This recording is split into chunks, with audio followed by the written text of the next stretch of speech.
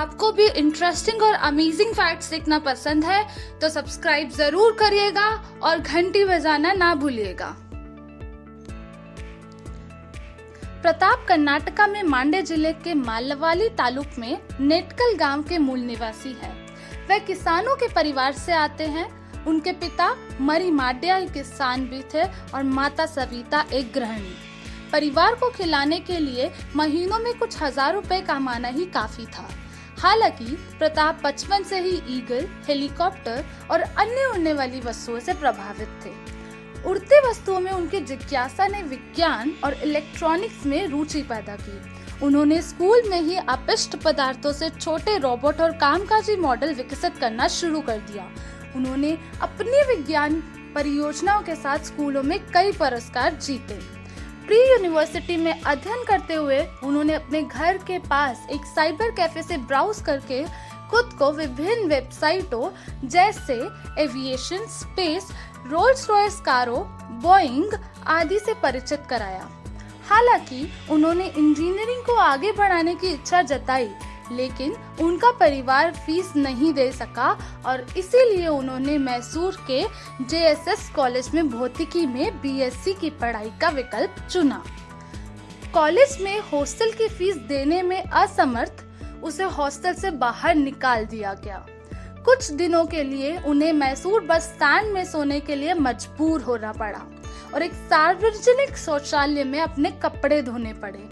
इस तरह के अनुभवों ने प्रताप को निराश नहीं किया और उन्होंने अपने दम पर C++, जावा और पाइथन जैसी कंप्यूटर भाषाओं को सीखना जारी रखा। उन्होंने ई-वेस्ट के माध्यम से ड्रोन बनाने के बारे में भी सीखा और इसने उनकी सफलता का मार्ग खोला। ई-वेस्ट से अपना पहला ड्रोन बनाने की कोशिश करते हुए प्रताप लगभग 80 बार असफल हुए, लेकिन उन्होंने अपने परीक्षणों के दौरान बहुत कुछ सीखा और अंत में एक ड्रोन विकसित करने में सक्षम थे, जो एक प्रतियोगिता में भाग लेने के लिए पर्याप्त था। वह अपने ड्रोन को IIT दिल्ली में एक ड्रोन मॉडल प्रतियोगिता में ले गया। IIT दिल्ली में अन्य प्रतियोगिताओं की तुलना में प्रताप, जो वास्तव में जर्जर कपड़ों में था, यानी फटे हुए कपड़ों में था, उन्होंने प्रतियोगिता पर ध्यान केंद्रित किया। यहाँ उन्होंने दूसरा पुरस्कार जीता, जिसके बाद आयोजकों ने उनसे जापान में विश्व प्रसिद्ध अंतर्राष्ट्रीय ड्रोन प्रतियोगिता में भाग लेने का आग्रह किया, जो 27 नवंबर से 2 दिसंबर 2017 तक आयोजित किया जाना था। जापान जाना एक सीधा आगे का रास्ता नहीं था। पात्र होने के लिए ड्रोन पर उनकी थीसिस का निर्माण चेन्नई के एक कॉलेज में प्रोफेसर के रूप में किया जाना था। आवश्यक धन इकट्ठा करने के बाद प्रताप पहली बार चेन्नई गए और बड़ी मुश्किल से प्रोफेसर की स्वीकृति प्राप्त कर पाए। अगली चुनौती उनकी जापान यात्रा और संबंधित व्यवस्थाओं के लिए धन की तलाश थी। एक विनम्र पृष्ठभूमि से जापान जाने के लिए 60,000 रुपए की व्यवस्था करना एक बहुत बड़ा काम था।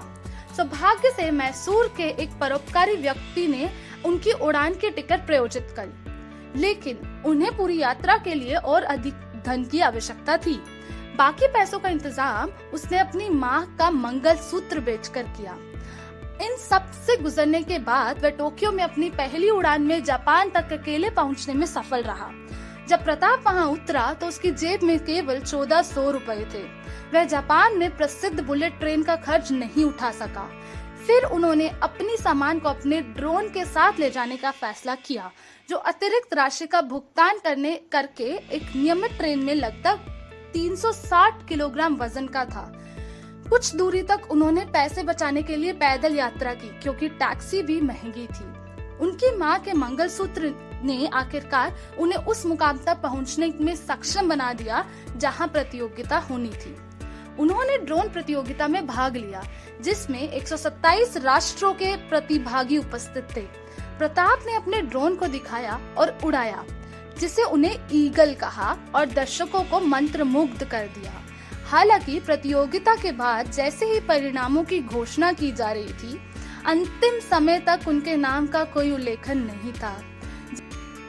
जैसे ही शीर्ष 3 नामों की घोषणा की जानी थी, प्रताप को हटा दिया गया और यह सोचकर प्रताप ने वापस चलना शुरू कर दिया कि वह हार गया है।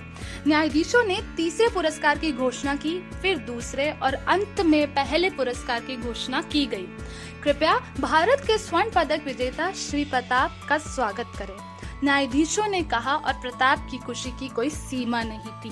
ड्रोन प्रतियोगिता में प्रताप के स्वर्ण पदक ने देखा कि संयुक्त राज्य अमेरिका और जापान के ऊपर भारतीय तिरंगा उड़ रहा है। उन्हें पुरस्कार राशि के रूप में $10,000 से पुरस्कृत किया गया। प्रतियोगिता में उनकी जीत उन्हें प्राप्त होने वाले प्रशंसाओं की शुरुआत थी। उनके संघर्ष और उपलब्धियों के बारे में पता चलने पर जापानी नोबेल पुरस्कार विजेता हिदेकी शिरकावा ने उन्हें अपने घर आमंत्रित किया। यह एक अनुभव था कि प्रताप बहुत प्यार करते थे। उन्हें कर्नाटका के एमएल में और एमपी द्वारा और भारत के पीएम मोदी द्वारा बधाई देने वालों ने उन्हें फोन करके बधाई दी। बाद के दिनों में प्रताप ने अन्य देशों की प्रतियोगिताओं में भाग लिया। उन्होंने जर्मनी के में 2018 अंतर्राष्ट्रीय प्रदर्शनी में एल्बर्ट आइंस्टाइन के इनोवेशन मेडल जीता। हालांकि एक बार जब वह फ्रांस में था तो वह पैसे से बाहर भाग गया और उनके पास भारत लौटने के लिए कोई पैसा नहीं बचा था।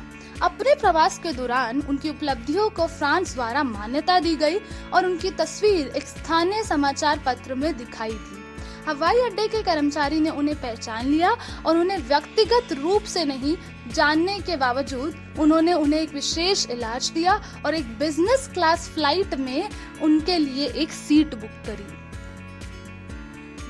जापान, जर्मनी और फ्रांस जैसे कई देशों में प्रताप की उपलब्धियों को मान्यता दी गई है।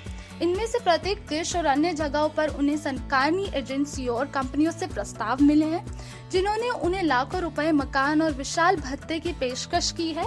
लेकिन प्रताप बहुत स्पष्ट है कि वे अपनी मातृभूमि के लिए काम करना चाहते हैं। पूर्व राष्ट्रपति एपीजे अब्दुल कलाम ने हमेशा प्रताप को प्रेरित किया। वे कहता है कि वह उन्हें देखकर और पढ़कर बड़ा हुआ है।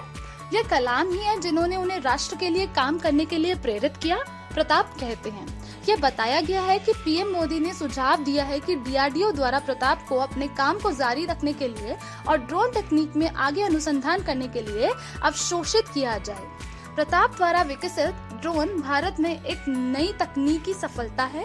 ईगल नाम के उनके ड्रोन में सीमा पर लोगों का तुरंत पता लगाने की तकनीक है। ये पता लगाने के लिए इस्तेमाल किया जाता है कि क्या वे घुसपैठी है या किसी को भी खतरा है। वह ड्रोन पर भी काम कर रहा है जो किसानों को फसलों, मिट्टी की गुणवत्ता और अन्य मापदंडों की योजना में लाभ प्रदान करेगा।